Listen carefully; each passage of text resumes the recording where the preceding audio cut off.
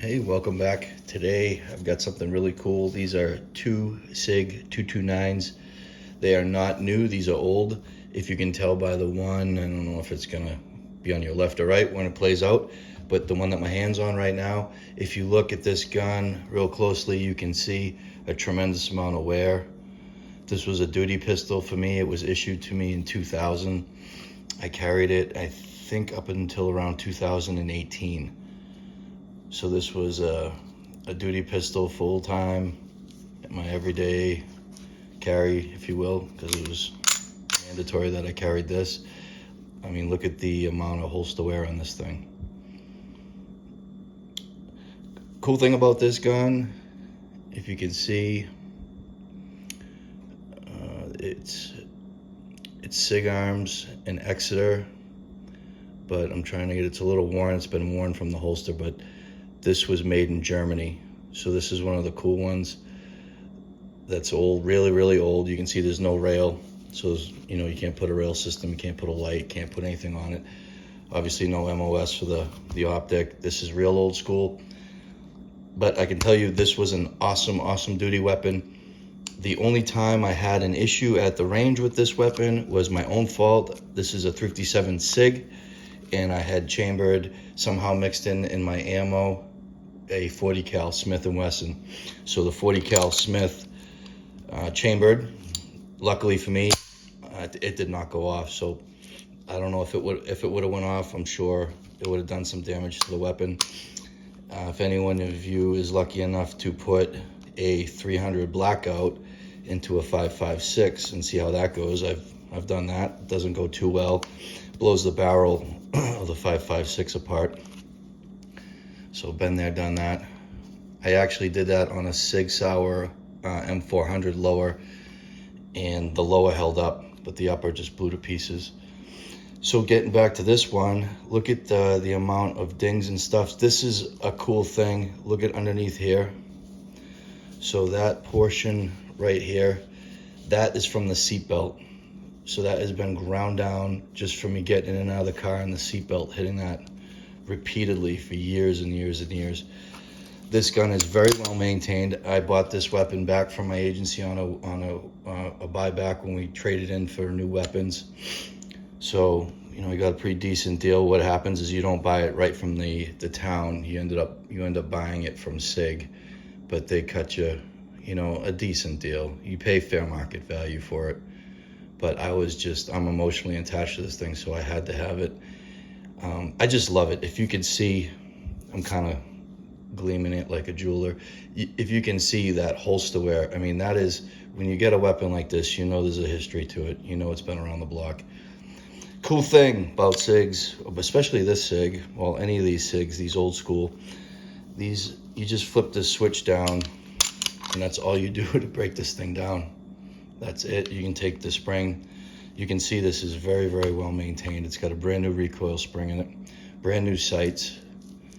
Let me pop this off. We'll take a look at the barrel, see if we can look right down the barrel here, see what kind of condition that is. Let me throw some light on the barrel, see if we can get a better look. Yeah, so the barrel's in really good condition. You can see it's been fired an S-load of times. You get a qualifier and all that crap every year. And then, this was my first duty gun. This is a great range gun. So if you want to go to the range and pump like 80 million rounds through a weapon and not have to worry about the thing breaking down, it's kind of like a Glock, similar to that. You can just run it and run it and run it and punish it. These you do have to keep wet though. Caution. So I've seen a lot of guys come to qual with these things and they were dry. This slide here, if you look at that, that's a dry slide for this gun. I'm gonna tell you that. Once you start pumping 357 SIG out of this, that heats up really quick, and what happens is your barrel seizes up. This thing will seize up the slide. And I've had more dudes on the range because I was a firearms, I still am a firearms instructor since '05. More guys show up with a dry gun. I'm not there to babysit, so I'm not gonna check their duty weapon for them. That's their life depends on it, so they should have that thing squared away when they show up. But they don't, and they go to shoot, and the thing gets hung up, and it usually hangs up like that. So they end up with, I would say, a failure to eject, but the failure to eject is caused by a dry barrel, or why do I keep saying barrel? A dry slide. These are hammer fired. So what happens when you pull the trigger, hammer hits that, that puts the firing pin, hits the round goes off. Bob's your uncle. So this gun here, like I said, duty weapon, made in Germany. This is Billy Badass. Got different grips on it. So what happens is every, I don't know, we probably did it every 10 years. These things got checked in and they got gone over by SIG, and they would just update them. That's why it's got all these new parts and stuff, and it's got the new Trijicons. This thing, if I shut the light off, they'll really pop up. So let me show you this other one. So this, like I said, this was 357 SIG. I think these are gold dots. This one right here is a gun I bought. This is a Manchester, New Hampshire Police Department trade-in to SIG, and they ended up having an S-load of them, and I got a call, and I could come down and pick one out. So I went down. They already had one set aside for me because they were like, hey, this is a gun that was barely used. So, you know, this is the one we think you should buy. So I was like, cool. So I got this one, took it home. What happened was when I got home, let me make sure this thing's clear. It's clear. Look at how clean it is. This thing's a beauty. Let me break it down because I want to continue the story. So I took it home. When I got home, I popped the grips off for no apparent reason. So I'm popping the grips off. I look, and there's like someone had dremeled out this part of the frame. So I don't know, because this was a DAK, if they converted it from double to double single, because these are now a double single with a decock. So what happened is I called a few guys that I knew worked down there at SIG, and I said, hey, can you look at this frame? I took it down. They freaked out. They're like, whoa, that should have never came out. And this is what I ended up getting out of it. Look at this thing. So look at this frame. I got a brand new frame. The thing's pristine. There hasn't been a round fired out of this frame yet. Brand new frame. They put brand new sights on it. And until I show you the guts, because this thing's old. Look at that. She is like brandy new in there. Shine bright like a diamond. So this thing's like pristine. And I love this gun. So this gun I didn't carry. So like I said, this was carried, but not by me, by a cop in Manchester. So that's pretty cool, because my great-great-grandfather was a captain there. So that's neat. So this is in 40. This is another hammer fired. Real quick, I'll go over the little levers here. That right here is your slide lock. Okay. This right here is your decock. So look at the hammer. Push this down, the hammer will fall. That's a safe way of doing it. It's not, the gun's not going to fire.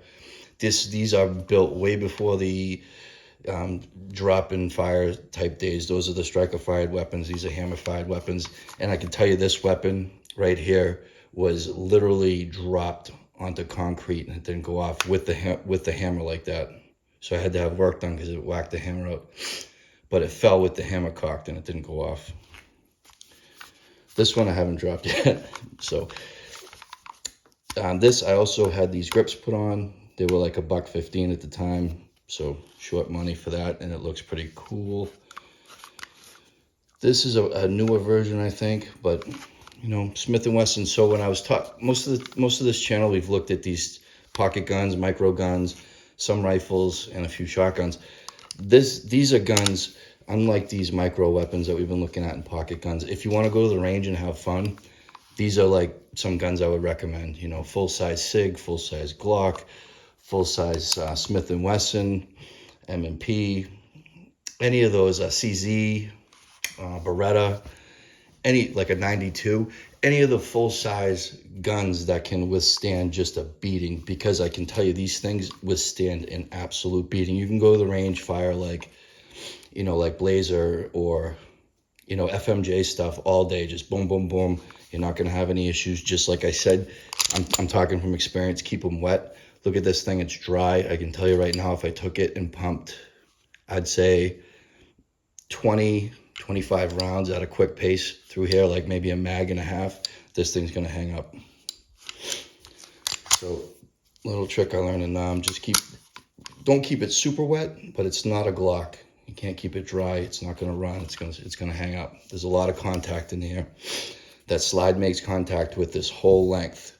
So these days we're used to the striker fired polymer frame weapons where there's very minimal contact with the frame and the slide. You might have a couple points here and a couple points at the rear. This weapon here, just to illustrate that, what I love about these, you can crack them and break them up. Look at all the contact with that slide. So if that thing's dry, forget it. You know, it's done.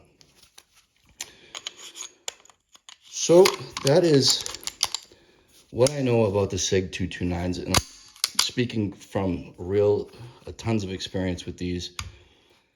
Reliable. I would totally stand by these guns, recommend them to anybody.